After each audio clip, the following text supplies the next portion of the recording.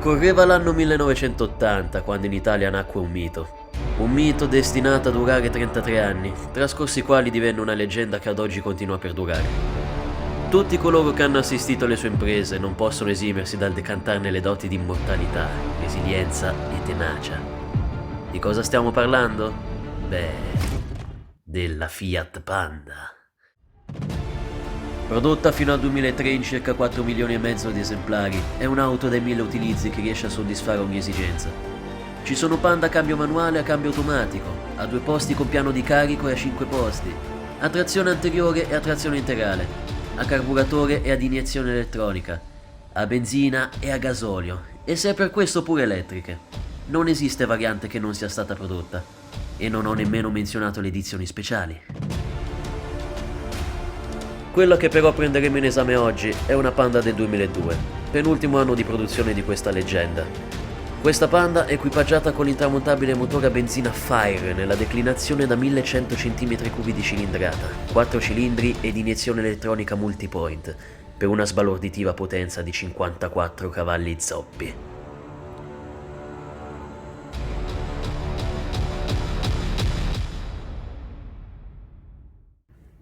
Ora però basta con le chiacchiere inutili e andiamo dritti al sodo.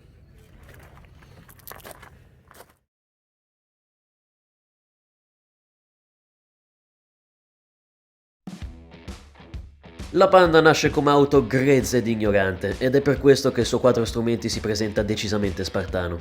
Alla destra della posizione di guida troviamo il comando per le luci che può assumere 3 posizioni, in alto per le luci spente, in mezzo per le luci di posizione e in basso per le luci anabbaianti. Troviamo poi il pulsante per sprinare il lunotto, il pulsante per il tergilunotto, il pulsante parcheggio dove cazzo mi pare e infine il pulsante per il fendinebbia posteriore. Da quest'altra parte invece troviamo tutti i comandi per l'aria. Alla destra del volante troviamo poi il comando per il tergicristallo anteriore, che può essere spento, intermittente o a funzionamento continuo. Spostandoci invece sul lato sinistro del volante troviamo ulteriori 2 comandi. Quello più vicino al conducente è il comando per gli indicatori di direzione, mentre l'altro serve per commutare le luci da anabbaianti ad abbaianti. Questo invece è il tasto per attivare la modalità sport. È un'aggiunta che ho fatto fare io, che pertanto non troverete sulle Panda di serie. In quanto a dispositivi di sicurezza, infine, le uniche dotazioni della Panda sono le cinture di sicurezza e il santino della Sacra Sindone sulla letta parasole. All'epoca era possibile ordinare come optional anche i santini della Vergine Maria e di Padre Pio. Questa Panda è un allestimento college che sarebbe il più schifoso, volevo dire, il più basilare di tutta la gamma Panda. Ai più potrà sembrare un allestimento povero, ma solo i veri intenditori sanno che in realtà questo è l'allestimento più sportivo di tutta la gamma Panda. Infatti gli ingegneri della Fiat, per ridurre il peso della macchina, hanno eliminato componenti totalmente inutili quali chiusura centralizzata, vetri elettrici, vetri posteriori apribili a compasso e barre portatutto sul tetto. Se per questo, anche la lamiera totalmente a vista negli interni, senza alcuna rifinitura, è un metodo in più per ridurre il peso della macchina. E con tutti questi accorgimenti, la massa complessiva arriva a toccare appena 715 kg. Incredibile, eh? Per concludere, una menzione speciale vale le vette per aprire le portiere. Le persone che salgono sulla Panda, infatti, si dividono in 2 categorie.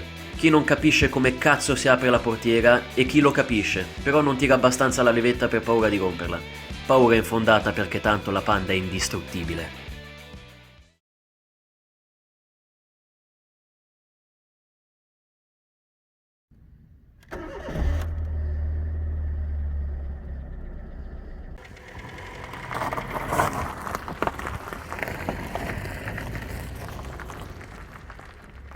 La prima cosa che noti quando sali per la prima volta sulla Panda è l'enorme visibilità che ti ritrovi.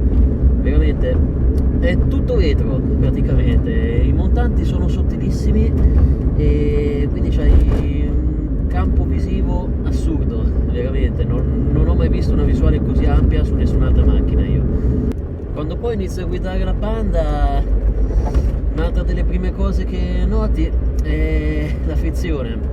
È parecchio dura, già, però il vantaggio è che già a metà corsa stacca, è molto buono.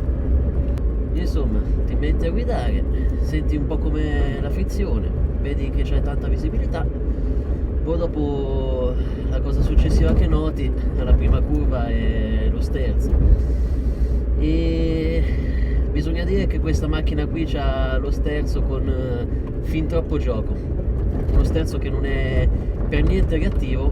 Infatti io posso fare così col volante e la macchina continua ad andare dritta. Cioè, voglio dire, se io che non ho esperienza mi mettessi a fare un'operazione chirurgica con la rotella per tagliare la pizza al posto del bisturi, credo che sarei comunque più preciso di questo sterzo qui. Un altro difettuccio di questo sterzo è che il raggio di sterzata è un po' troppo ampio, direi, per un'auto di questo genere. È più ampio di quello che ci si aspetta. Infatti più volte mi sono ritrovato a dover fare inversione, e per fare inversione ho dovuto fare manovra, non sono riuscito a farla in un colpo solo, insomma. E invece, se devo trovare un lato positivo invece di questo sterzo qua, è che è molto leggero, devo dire. Nonostante non sia servo assistito, però la mancanza del servo sterzo non si sente per niente. Tra l'altro, le altre cose che mancano oltre al servo sterzo sono il controllo di trazione, il controllo di stabilità e l'ABS. Cioè, non c'è un cazzo praticamente. L'unica roba che c'è su questa Panda è il servofreno.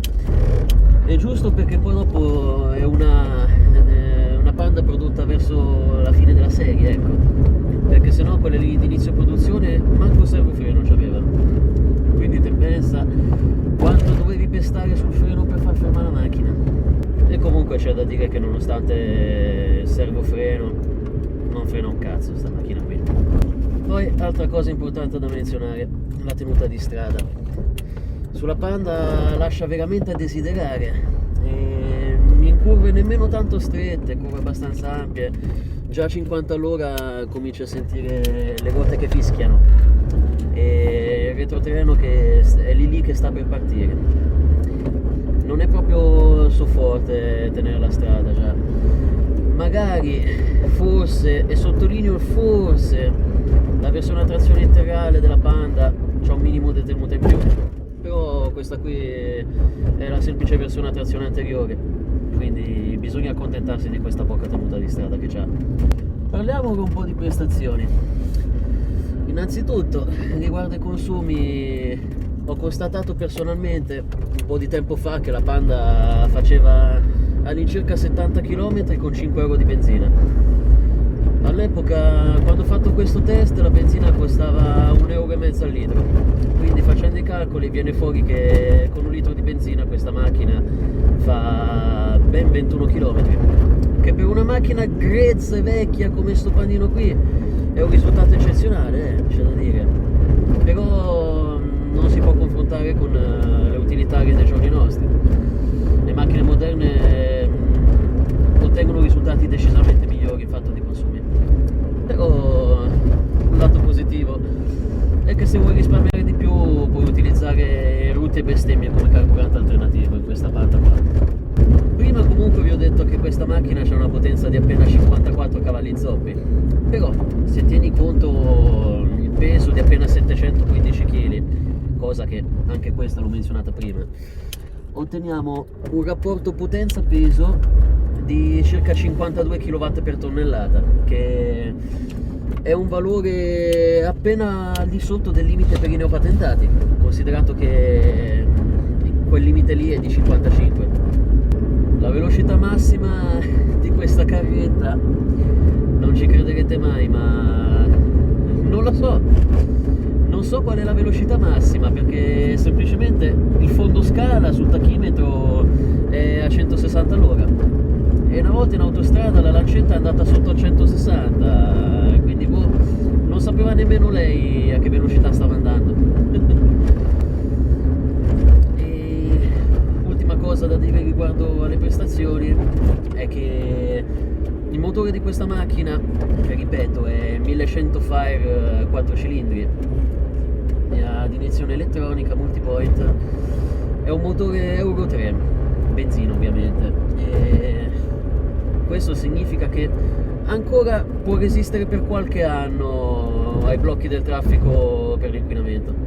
Non dico che resisterà ancora a lungo, però ancora qualche anno ce l'ha.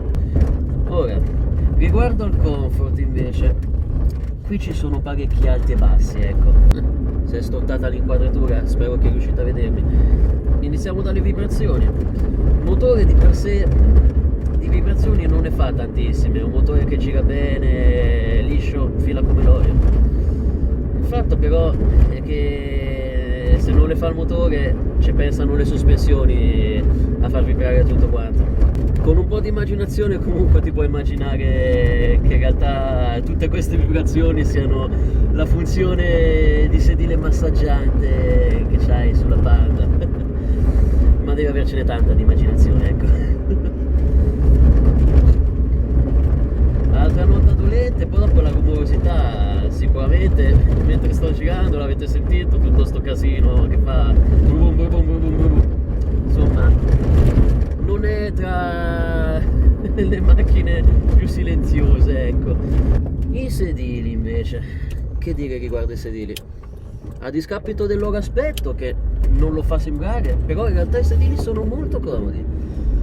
E soprattutto se abbassate i sedili anteriori, la Panda diventa comodissima per fare cose zozze, o con la vostra ragazza, o con la ex, o con l'amante. E sì, se ve lo chiedete parlo per esperienza personale. Ultima cosa da dire, prima di concludere questa sessione di guida, è che in questa macchina manca l'aria condizionata, quindi d'estate puoi benissimo risparmiare i soldi per la sauna, basta che ti metti qui dentro, guidi e sei a posto. Invece d'inverno, tipo adesso, si sta veramente da Dio, cioè l'aria viene scaldata un bel po' dal motore, diventa bollente, tipo stufetta, e stai benissimo, veramente, una roba divina. E niente, detto ciò possiamo benissimo concludere il nostro test drive, dai. Passiamo alla fase successiva.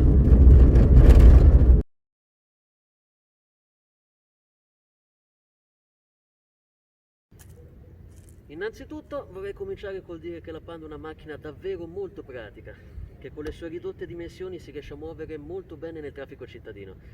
Nonostante sia così piccola, poi è addirittura omologata per 5 persone, che ci crediate o no. Anche se c'è da dire che quando si va in 5 su questa macchina, i 3 passeggeri sul retro stanno stretti che nemmeno nelle metropolitane di Tokyo. Comunque, come avete potuto vedere poco fa, la Panda è un'auto davvero tanto spartana, ma non è un difetto questo. C'era un certo Henry Ford che di macchine ne sapeva giusto un tantino più di me, che diceva che in una macchina ciò che non c'è non si può rompere. Poi vabbè, non si sarebbe rotto lo stesso perché questo è un pandino, è indistruttibile, però rimane comunque un buon principio. In ogni caso, qualora per qualsiasi motivo ci fosse bisogno di smontare uno dei pochissimi pezzi che compongono questa macchina, il bello è che basta semplicemente questo, un singolo cacciavite a croce, di quelli che trovi dappertutto, li trovi anche dentro casa. Cioè, con questo qui ci puoi smontare tutto quanto: specchietti retrovisori esterni, specchietto retrovisore interno, cruscotto, maniglie interne delle portiere, fanali posteriori, veramente tutto quanto, solo con questo. È incredibile. Anche in caso di foratura non c'è da perdersi d'animo, perché con la Panda sono inclusi ruota di scorta, crick per sollevare la macchina e chiave per svitare i bulloni delle ruote. In più ho cronometrato il tempo che ci serve per cambiare una gomma e ho visto che servono appena 12 minuti, compreso il tempo necessario per sollevare e riabbassare la macchina, quindi veramente operazione velocissima. Se hai bisogno di pezzi di ricambio vai tranquillissimo, perché ne troverai veramente a bizzeffe e soprattutto non costano un cazzo. Anzi, c'è caso che se vai a cercare i pezzi allo sfascio li trovi persino gratis. Anche la manutenzione ordinaria non ti costa un cazzo. Manutenzione ordinaria tipo cambio dell'olio, cambio del filtro dell'aria, robe del genere. Ovvio, a meno che non ti trovi il meccanico figlio di Troia, ma quello lì vabbè, è un altro conto. Parliamo infine di bollo. Per questa Panda il bollo costa appena 111,60 €. Non è niente. E considerate pure che questa Panda ha la motorizzazione più potente di tutta la gamma. Per altre motorizzazioni il bollo potrebbe costare anche di meno.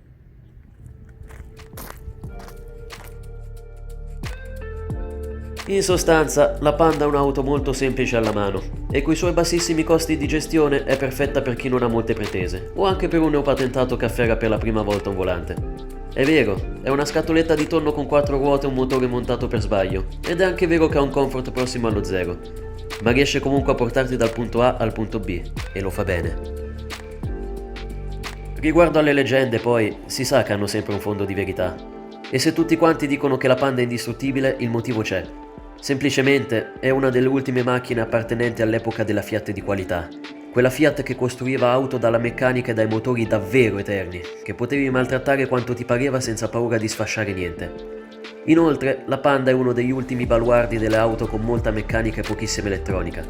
Non è un computer viaggiante con 10.000 centraline elettroniche, e di nuovo, quello che non c'è non si rompe.